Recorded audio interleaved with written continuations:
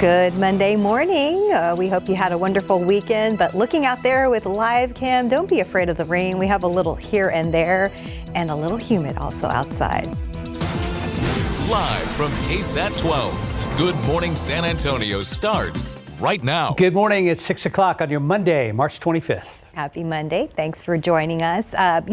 Even though it's raining outside, I think we're going to have a little bit of change out there, which might be a welcome change. That's right. Some cooler, breezier weather is on the way. And here in the downtown area, we just had a downpour here at the KSAT studios, but it lasted all of a hot minute, Mike Osterhage. And that's pretty much what you can expect, because when you look out there on the northwest side, same thing. I mean, the roads are still wet, obviously, but the rain has pretty much come to an end. There may be a straggling shower or two left over in behind this line, but as you can see, the line, which is really narrow, continues to work its way off to the east. There's those few little showers on the back side of it. This is moving off to the east, 25, 30 miles per hour. And it's also helping to, with the windy conditions in behind it, get rid of some of this fog, because we do have some around Seguin, New Braunfels, but notice how these numbers, which were down around 2-3 miles visibility just an hour ago, now back up. Still a little bit of leftover fog out there at the airport. 56 degrees right now, so cooler air has moved in a lot quicker, even than what I was expecting earlier this morning. Low 50s in the hill country, and also the humidity is dropping down. We started off this morning and these dew points were well up into the mid 60s, so we've got the drier air coming on in here on these winds, which are shifting around to the northwest right now, and you can see some of the gusts out there. 39 at Randolph, 29 at Stinson, and we do have a red flag warning in western half of our area because of the very dry air and the windy conditions, especially out to the west throughout the rest of today. Oak, yeah, really went back up. It did drop a little bit on Saturday, but came to almost 6,900 yesterday, definitely getting into the heart of the oak season. So temperatures throughout the rest of the morning are going to continue to drop down a couple more degrees, bounce back up to 73 today at noon. A lot of sunshine out there. Also, like I said, it's going to be windy. We'll top off at 78. So it'll be just a degree or two above normal. And again, those windy conditions. This week, we're going to have kind of jackety sweatshirt mornings and nice afternoons, really pleasant. Then the humidity will start to come back in here as we approach. Not overly humid, but just enough that you'll notice it as we go on into Easter weekend. Details on that coming up in just a couple of minutes. Traffic Authority, Mr. Horn, what's going on? Again, sorry about your Aggies. It's okay. I stayed up late just to have my heart broken. Also, I need to know, did you just invent a word, jackety? Jackety. I like it. Jackety. It works. Thank you very much. Yeah, grab the jacket this morning. It is a little chilly out there and rainy. Okay, so here's some good news. We had a crash at Fortin and Culebra, actually Fortin and Ingram, and they made quick work of it. The Hero trucks were there, and they have cleared that up. So there it is, right there, Fortin and Culebra. We had some blocked lanes just a few minutes ago, but that has since cleared.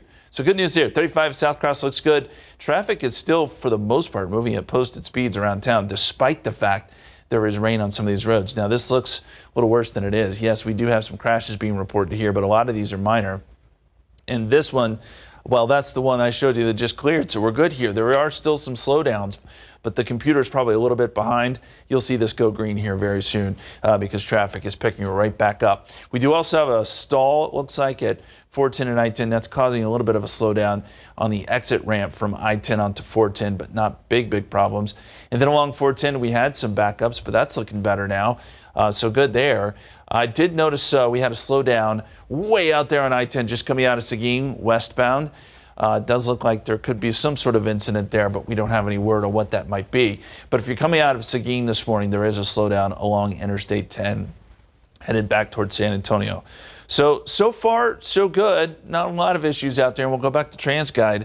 I-10 at Probant, looking okay. Same for I-10 in Callahan. Traffic, again, of course, will begin to pick up here very soon. And we'll keep you posted if anything else pops up, guys. Thank you, Justin. New this morning, the search is on for the person who sparked a fire at a hotel in Leon Valley. This happened around 2 a.m. at the Econo Lodge on Wurzbach near Loop 410. We are told that someone started that fire in one of the rooms and took off. Crews were able to put it out quickly, and as of right now, there is no information about the suspect. New York City Mayor Eric Adams had to cancel a planned trip to the southern border this weekend after the State Department flagged safety concerns at one of his planned stops in Mexico. Adams was supposed to fly to Texas Saturday night ahead of meetings with U.S. immigration leaders in Brownsville and McAllen. The cancellation comes as New York City struggles to house migrants seeking asylum. The mayor's office says 180,000 migrants have come to New York City in the last 2 years. Right now, 64,000 of them are still in emergency shelters. And looking ahead, the U.S. Supreme Court will hear a case tomorrow that could impact how women get access to an abortion pill. Mifepristone is one of 2 pills used in the most common type of abortion in the country. The case focuses on whether the U.S. Food and Drug Administration overlooked safety concerns when it made the drug easier to access. That includes getting it in the mail. Medical experts and the FDA say the chance of the pill causing serious medical problems is very low. 80 Morning Headlines. Russia continues to question who was behind the deadly attack at a concert hall in Moscow. At least 137 people have died and over 180 others were hurt. As ABC's Perry Russom reports, ISIS claims responsibility while Russian President Vladimir Putin blames Ukraine. And we do want to warn you, some may find the pictures in this story disturbing. This morning, Russia continues to question who was behind the deadly concert hall attack in Moscow. 4 men have been charged, all from Tajikistan. Their faces bruised and swollen in court. This man apparently unconscious. As ISIS claims responsibility for the attack on Friday, Russian President Vladimir Putin claims without evidence the men were headed to Ukraine, where people there were preparing to let them cross the border. Vice President Kamala Harris with ABC's Rachel Scott. Does the U.S. have any evidence to back that up? No, there is no whatsoever any evidence. And in fact, what we know to be the case is that ISIS-K is actually, by all accounts, responsible for what happened. Ukraine has repeatedly denied playing any role. On Saturday, a U.S. State Department official said the U.S. did share information with Russia about a possible attack. The Russian ambassador to the United States denying that happened, saying no concrete information, nothing was transferred to us. Yesterday, a national day of mourning in Russia. Hundreds of people gathering outside the concert hall. As inside, first responders cleared debris. During the attack, the building was set on fire. This comes as a 15-year-old boy is being called a hero. In video released by Russian state TV, it shows Islam Khalilov saving dozens of people, leading them away from the gunfire. All 4 men who have been charged are facing terrorism charges. They have been ordered to remain in pretrial detention for at least 2 months. Perry Russom, ABC News, Washington. Former President Donald Trump is facing a deadline today to post a bond of nearly $500 million in his fraud case or risk having his assets seized by authorities. A New York judge found Trump and his sons overstated the value of nearly every major property they own to get more favorable loans and other advantages. New York Attorney General Letitia James says the state could begin seizing Trump's assets as soon as today if he fails to secure a $464 million bond. Trump's appeal for a lower bond amount is still pending before an appeals court. Baseball superstar Shohei Ohtani is set to address the media today for the first time since his former interpreter was accused of stealing millions of dollars from him to pay off gambling debts. The LA Dodgers fired the interpreter last week after questions were raised about wire transfers amounting to over $4.5 million allegedly sent from Ohtani's bank account to a California bookie. A spokesperson says Ohtani is, quote, the victim of a massive theft, end quote. And before we go to break, just in case you were wondering, no one won the Powerball jackpot this weekend. So now that jackpot is around an estimated $800 million before tonight's drawing. So the cash value is around $384 million, and the Mega Millions drawing is tomorrow night. That jackpot is worth over $1 billion. Win them both, right? Right. Sure. Piece of cake. Sure, no problem. 609, 58 degrees. After the break, 6.5 years after making history, blind athlete Jake Olson is still inspiring people with a different sport. We're going to hear from him next. Outside with live cam, we still have a light of showers moving through the area right now, and then things are going to get breezy. Temperatures are actually already starting to drop a bit. We're going to check on traffic with Justin and see about your Monday forecast with Mike. 6:13, welcome back. This morning, a remarkable young athlete who made college football history is still inspiring others. ABC's Danny New reintroduces to us Jake Olson and the new sport he's learning to conquer while being completely blind. 6.5 years after making history, and Jake Olson is now inspiring folks with a different sport. How about this for an inspirational moment? You may remember when he was a long snapper at USC. And a good snap from Jake. When he came into this game to snap an extra point, he became the first completely blind football player in Division I history to take the field. When the moment finally came to go out there, of course there was this like, oh my goodness, but it felt right and it felt like I earned it. When Jake was 8 months old, a form of pediatric cancer led to the removal of his left eye, and then at 12 years old, his right eye as well. Yeah! But just after the operation that removed Jake's sight, it was actually golf that he picked up first, and it would play a big role later on. The whole reason why I believed I could ever consistently snap was because I could consistently hit a golf ball. Jake says the repetition of a golf swing made it easier, and not getting intimidated by the sight of, say, a giant bunker gave him an advantage. Here we go, Jake! Fast forward 15 years, and here he is at the World Long Drive Celebrity Shootout this past month in California. How it works is his dad places the ball and gives him feedback each swing. And by the way, his dad does not take any excuses. You know, you're not playing well, but it makes sense. You're blind, you know, at least you're hitting the ball. It's like, now my dad's like, no, why isn't that closer? That type of, I guess, expectation has really pushed me. Fastball, let's go. Kelly running 296. On his final swing of the day, Jake had his best drive, smacking the ball nearly 300 yards, once again inspiring folks with how athletic and how determined he is. That last one was just a dead bullet, and it just was it was pretty cool. By the way, you may have noticed him in the beginning, but I have to make sure we acknowledge Jake's right-hand man, Quebec, who was there last weekend, but also is seen here helping Jake onto the field for his final home game at USC back in 2018. Such a cute man. I love you, Quebec. In New York, for ABC News, I'm Danny New. Well, the San Antonio Brahmas have finalized their 50-man roster, which means they're closer to being ready for their UFL season opener this Sunday. The Brahmas are at the helm of legendary Texas football coach Wade Phillips. Phillips brought in one of the most innovative minds in spring football to lead the offense, A.J. Smith. Last season, both Phillips and Smith were with the Houston Roughnecks, who scored third most points per game in the XFL.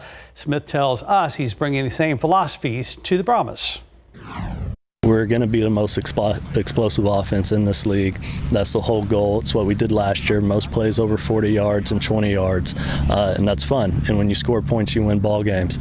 And, that's something that takes a lot of work, a lot of chemistry. Quarterback has to be able to do everything, and we got a few that can. So I'm real happy with what we've been able to put together, them buying in, and then just our overall depth of everything. I'm digging that Brahmas logo on that hat he had. So looking ahead, Brahmas open the regular season at home Easter Sunday, March 31st with the DC Defenders at 11 a.m. Week 2 is their first road game on April 6th against the Memphis Showboats at 11 a.m. Should be an exciting season.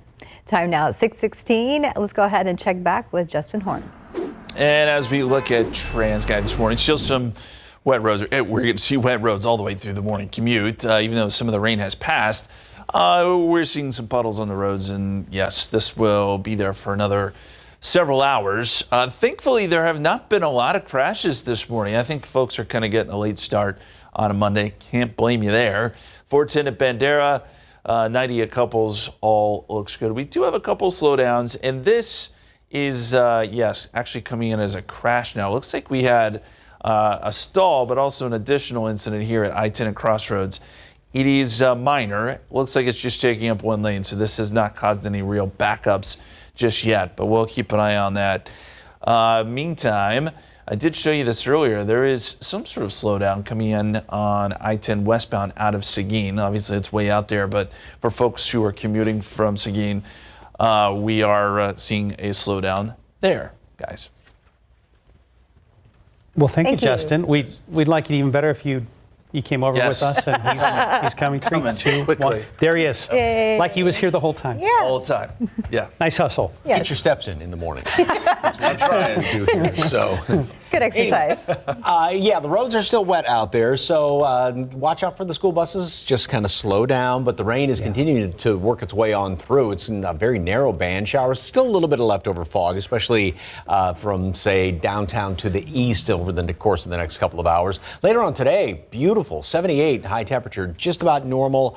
Windy, however, and that's causing some problems not only for drivers this afternoon, but of course out in western portions of the hill country. I'm going to show you that in just a second with that red flag warning. All right, 2 weeks from today is the day. Yes.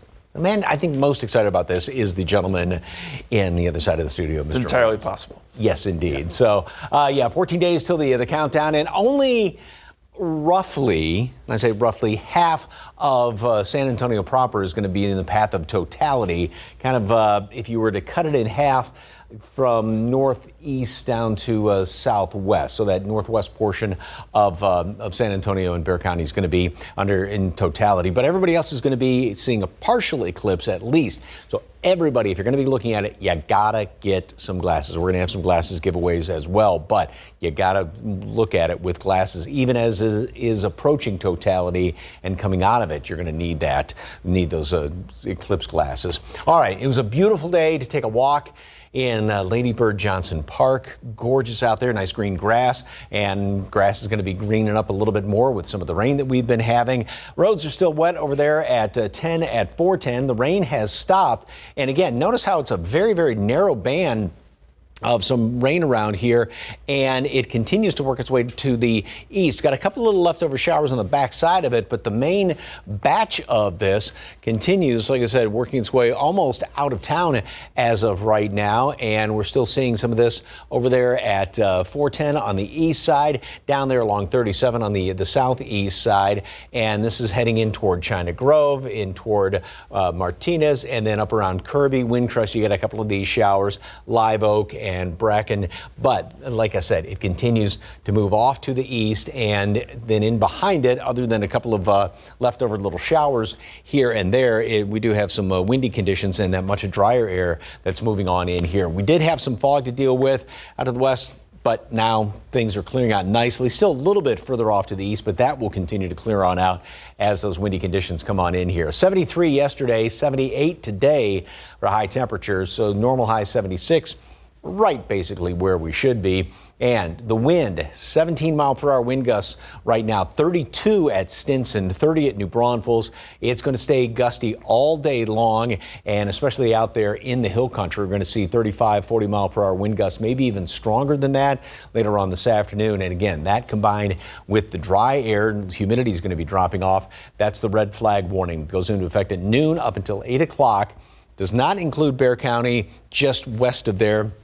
And again, fire danger is extremely high. Here's the low. Pulled in, that it's pulling the front through here right now, and out ahead of it, that's why we had the cloudy skies yesterday. But this trough sitting on top of us, that's providing for a great looking week. Most all of the week, we're going to be very pleasant in the mornings with temperatures kind of just enough to have a jacket, sweatshirt. Then we get up into the 70s. So overall, I mean, when you take into account the low temperatures, we're going to be a little bit on average below normal.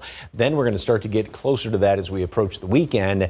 And with the low temperature staying in the upper 50s, low 60s, indication of some humidity out there. So nice for Easter Sunday, but just enough to kind of notice it there if you're out in the sun, that little bit of humidity, but nice looking weekend. All right, a little bit. We can handle that. Yeah. Thank you, Mike. Monday morning, 6:22.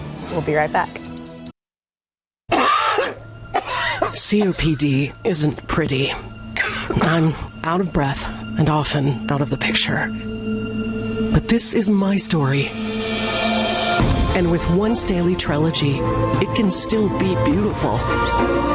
Because with 3 medicines and 1 inhaler, Trelegy keeps my airways open for a full 24 hours and prevents future flare-ups. Trelegy also improves lung function, so I can breathe more freely all day and night. Trelegy won't replace a rescue inhaler for sudden breathing problems. Tell your doctor if you have a heart condition or high blood pressure before taking it. Do not take Trelegy more than prescribed. Trelegy may increase your risk of thrush, pneumonia, and osteoporosis. Call your doctor if worsened breathing, chest pain, mouth or tongue swelling, problems urinating, vision changes, or eye pain occur. What a wonderful world. Ask your doctor about once daily Trelegy for COPD, because breathing should be beautiful all day and night. In your morning consumer headlines, the possible final months of a low-cost internet for Americans. The federal government's Affordable Connectivity Program is coming to an end as early as May if lawmakers do not pass new funding to extend it. The 23 million homes would see their bills spike by as much as $75 a month.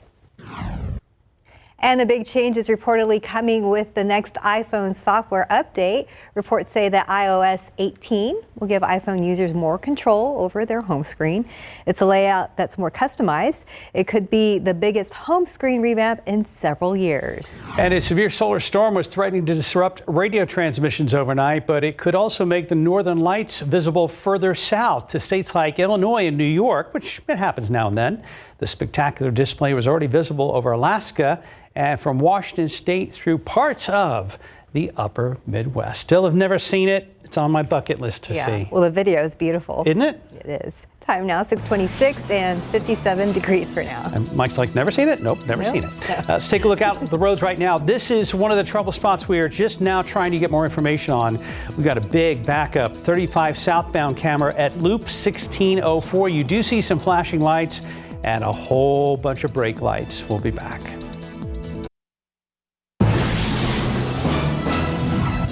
Outside with live cam, we've had some showers move through. The roads are wet, and we're already seeing problems in different parts of town. There's flashing lights right there on part of 410 near San Antonio International Airport. We've got a big and even bigger problem out on part of 35 at 1604. Steph, start talking because apparently I can't. Oh, you're good. You're doing good. You're explaining everything we're having problems with this morning. Yeah. Well, good Monday morning. It is March 25th. Thank you for starting your day with us. Mike Osterhage is right here with an update, and then we'll talk to Justin about traffic. Yeah, as far as, we're talking about the wet roads and the rain that moved on through here. You might have gotten a, decent downpour very quickly, and that's all moved on out. It was a really, really narrow band of rain. Over here at the airport, first of all, eastbound 410 right there at Broadway, as you can see, got a couple of stalled vehicles in the extreme right-hand lane.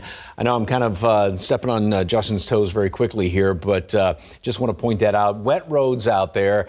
And temperature right now stands at 57 degrees, dew point 53. So both of these numbers, this has dropped 10 degrees since we went on the air this morning. And this number has dropped almost 15 degrees since we went on the air this morning. Here's what it looks like on radar right now. And again, that thin band of rain, it's starting to break up. Still got a couple of decent showers down there around Elmendorf and 10 heading eastbound right around Schertz. And this is all continuing to slide to the east. But again, this sort of breaks up, maybe a couple little sprinkly showers left over in behind that. And we had some fog to deal with, still have some fog heading out 10, but with the wind picking up, that's helping to clear that fog on out of here. And again, temperatures, look at that, Pleasanton's at 70, and then everybody else drops into the 50s. So that somewhat cooler and drier air continues to move on in here. Dew points continue to drop down again. This is the air that we were in with those dew points at 67. And they drop off again a good 10, 15 degrees as that moves on through here, as that front moves on through. Gusting to 21 at Randolph, 17 out there at the airport. We do have a red flag warning for western parts of our viewing area today. Does not include Bexar County, but everybody west of there out in the hill country with the windy conditions and bone dry air out there to the west. Allergens, oak, if you're sneezing, sniffling, it's one of the reasons why. Almost 6,900. The updated count is going to come out in a couple of hours. So we'll have some showers. That front, a little bit cooler air comes on in here. Off to the east, if you haven't gotten the cooler air yet, it's coming. And then breezy conditions this morning. Windy today, upper 70s. Good looking day. I mean, we've got the drier air out there, very pleasant. And the rest of the week, really nothing extreme. We're going to have some coolish mornings, nice afternoons. Then we head on into Easter weekend, which overall I think is going to be very nice. Partly cloudy skies. We will be in the low 80s and just a little bit more humid. More on that coming up in just a couple of minutes. Justin, what's going on the southwest side? So coming inbound on I-35 near 1604, we've got a big problem here. So you see the backup. Let me turn your attention to the back of the screen here. I'm going to circle this for you so you can see it. Looks like we have a jackknife 18-wheeler, something along those lines, a large truck at any rate. And they're trying to get it out of the way, but nonetheless, this is blocking traffic. Looks like we got one lane squeezing through there, but this is causing big backups as you're coming inbound on I-35. Again, that's right near 1604. And I've seen a couple cars try to cut across the median here, or cut across the grass. Do that at your own peril because it is damp and muddy and you can get stuck pretty easily. But we've got some emergency vehicles trying to get out there and trying to get this this problem resolved, but we'll keep an eye on that. That's one of the biggest issues we have. And then another one, a crash now coming in on I-35 near O'Connor. But this is the backup. This is 35. You see traffic's really starting to stack back towards, back past 1604 on I-35 northbound. The crash on I-35 at O'Connor now starting to cause some big backups too in the southbound lanes of I-35. This is on the northeast side, so double issues here for I-35, and then we still have that minor incident at 410 and I-10. So starting to get a lot more busy out there, guys, and we're going to keep an eye on that incident down there south of town. See you again in a few. Thank you, Justin. New details this morning on the search for answers 2 weeks after the murder of 17-year-old Caitlin Hernandez. Last night, her family placed a memorial at the bridge where her body was found. Our Daniela Ibarra has her story. With each step, their voices strengthened. Family, friends, even strangers marched in solidarity. They're taking the same steps Caitlin Hernandez did the night she died. She was somebody who was special. On March 12th, the 17-year-old went out for a walk with a friend in this northeast side neighborhood. Hours later, police found her body naked and strangled. If it can happen to Caitlin, it can happen to anyone. And we don't want anyone any other family to feel the pain that we've had to feel. This memorial marks that spot on Del Oak Drive. I don't want to leave here because I feel like if I leave here, I'm going to leave her alone, knowing she's not physically here. Police still don't know who killed Caitlin. And we will not stop until we get justice for you, Caitlin Hernandez! Her family hopes someone who knows something sees this and comes forward. You don't have to leave your name. It could be anonymous. Just please say something because she was somebody who was really special to us. Crime Stoppers is offering $5,000 for a tip leading to Caitlin's killer. For her loved ones, getting answers is priceless. Daniela Ibarra, KSAT 12 News.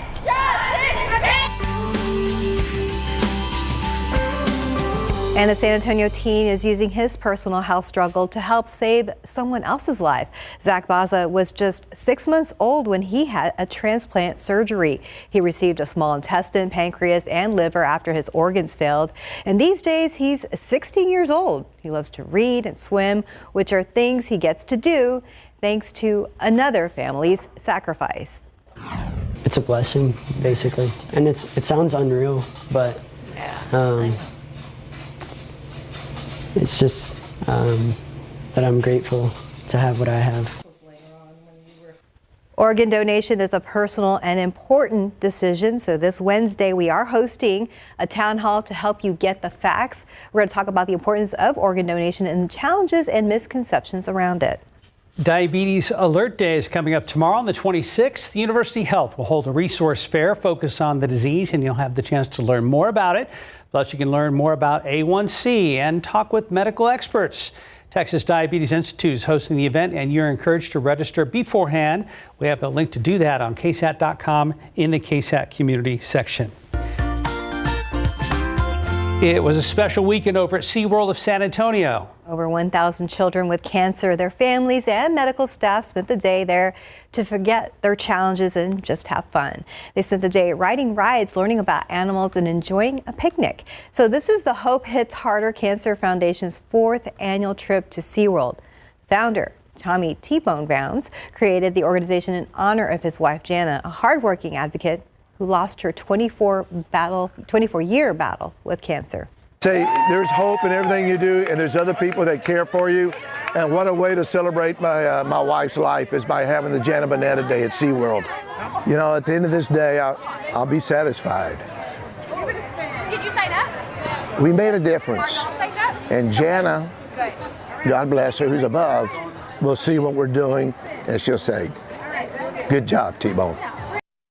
He says it's important that these children get to have fun alongside other kids fighting the same fight. The organization wants them to know the community will never forget them. And right now on KSAT.com, one of KSAT's own was honored at the 2024 Cesar Ed Chavez Legacy and Foundation, Education and Foundation Aguia Awards. Now, reporter Jessie Degollado, who started her career in the Rio Grande Valley, was awarded the Aguia Lifetime Achievement Award in front of a packed crowd. So Jessie is a familiar face you have seen, of course, on the air for decades at KSAT. Since 1984, the foundation recognizes Jessie for her years of hard work and dedication in journalism. Congratulations, Jessie. Congratulations, Yay. Jessie. And I love that a bunch of her KSAT family was able to be there. Colleagues also cheering her on. She is an absolute KSAT legend. Yes, we're very proud to work with her. And, you know, when you start to congratulate her or tell her, hey, good job, she was like, oh, no, she'll give credit to somebody else. But no, it's all you, Jessie. The answer is yes. She's just as sweet as she seems. 6:39, 56 degrees. Let's look out there with a live cam. A little humid and rainy in spots, so be aware of that. And you can even see some problems on the roadway in this shot. We're going to be checking in with Justin for those problems a little later on.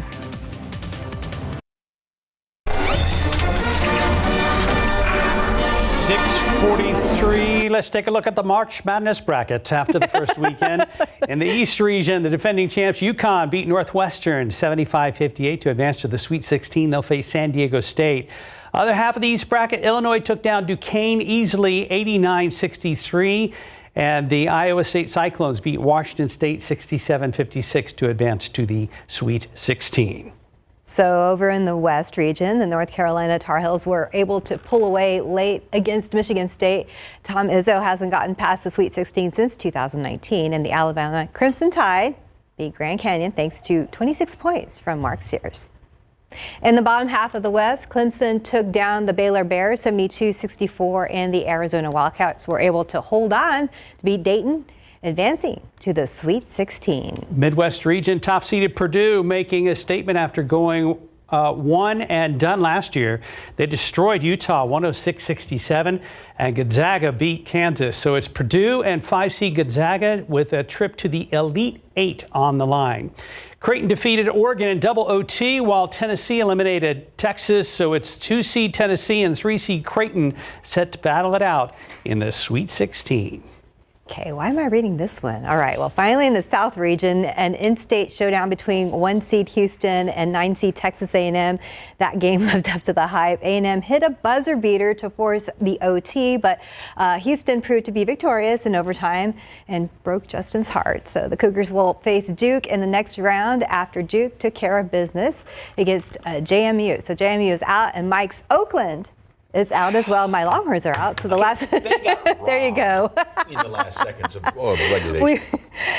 We will hear more from Mike in a minute. The last Cinderella story alive is the South region is 11-seed NC State. They are in for meeting against 2-seed Marquette in the Sweet 16. Marquette fought off Colorado by a 4-point margin. Lots going on. Yes. In college basketball. It's going to be okay, Mikey. Mike's over here. Let's check in Justin's with the other there. broken heart. I'm sorry, Justin. My heart was broken too, y'all. I know. They're like, we don't care about you. Listen, I stayed up late last night. I actually turned the game off because I got, frustrated. And then I look at my phone. We had tied it, going to overtime, just to have my heart broken again. You see, that's what happened. You turned it back on. It was bad. It was a roller coaster. Okay, so we've got a minor crash here at I-10 at Crossroads. It is starting to cause some slight traffic issues, but this is just taking up one lane. We'll see some more slowdowns regarding this, but the bigger issue is still down there on the southwest side. This is I-35 inbound. We have a crash, and now you see where the traffic just disappears?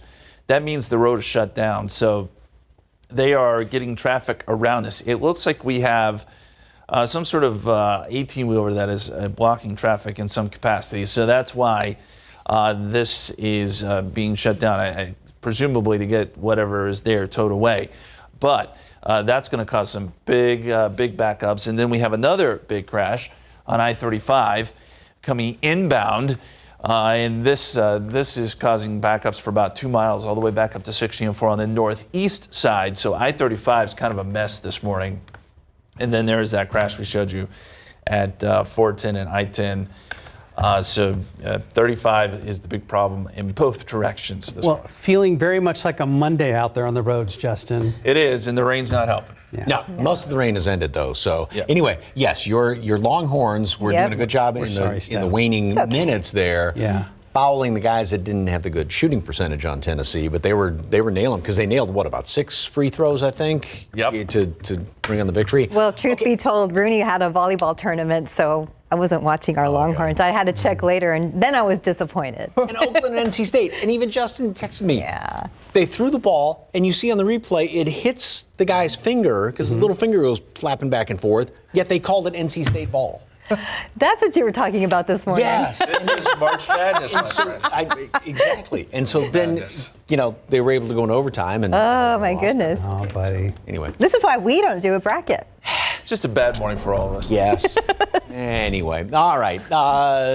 And plus, I'm number 36 now in our office pool. You'll be fine. Like that. Yeah, so there you go. Hey, beautiful view of the bluebonnets out there. It has been just a bumper crop of bluebonnets and all the wildflowers coming on in here with some of the rain that we had earlier in the year. And of course, some of the rain that we had just in the past little bit, and you're still getting some for some folks, is going to help out lawns and all the flowers and shrubs and trees out there and everything else. But notice how the line has just fallen apart. It was moving through town, and now we do have a few leftover showers that are moving through shirts, but even this is just kind of fizzling on out. Still a few of these showers here. A little bit further on down, right here, Calaveras Lake, Elmendorf.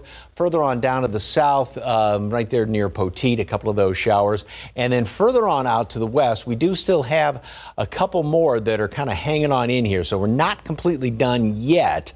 Here's a few of these are developing just to the west of Hondo. And actually, it looks like these are kind of moving off to the almost northeastwardly as opposed to straight eastwardly with the line moving on through. So there will still be a couple of leftover sprinkly showers. 4 miles visibility still at Castroville, so still a hint of fog, but a lot of the areas, the fog has then just been kind of blown on out of here because of the windy conditions. We are going to see more sunshine today, and the winds do pick up. We'll make it up to 73 at noon. That was our high yesterday with the cloud cover out there. We'll top off today at 78.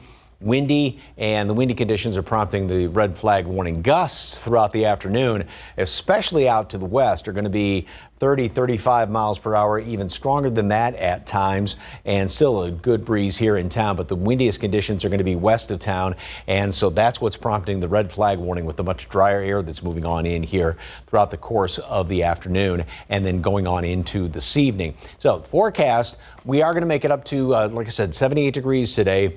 Dry air, very pleasant, except for the windy conditions. And then with the dry air in place, that's going to allow for some cool-ish mornings. So we will be anywhere, say, 5, 6, 7 degrees below normal for low temperatures and getting up close to normal in the afternoons. Really nice looking throughout most of the week. Maybe a shower or two on Wednesday. I kind of doubt it, though. And then as we head on into the latter part of the week, humidity starts to creep back into the picture. And I say creep, it's not going to be oppressively humid, but just enough to kind of notice it on Sunday for Easter Sunday. And of course, Friday, Good Friday, looks beautiful out there. So overall, nice looking weekend. Thank you, Mike. 650, 55 degrees. And before we go to break, we want to wish Kim a very happy birthday. Your husband, Rob, wants you to have a wonderful day.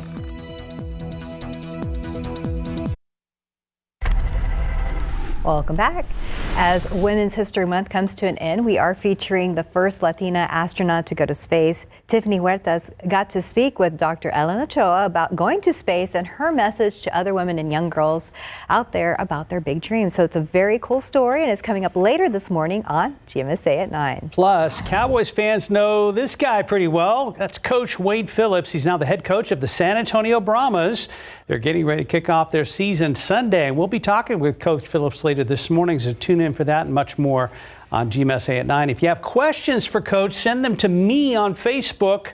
Look for KSAT Mark Austin, and we will pick some to ask Coach Phillips when we talk to him during our live Q&A. Yeah, we look forward to speaking with him. And for now, we're going to check in with Justin. Yeah, we've got two big crashes that are causing issues. As we look at TransGuide here, we're not seeing any big issues on TransGuide. We don't have the cameras where these incidents are. But let's go to the map, and this is what's going to be important here. So let's first start on the northeast side. This crash is near 35 southbound at O'Connor.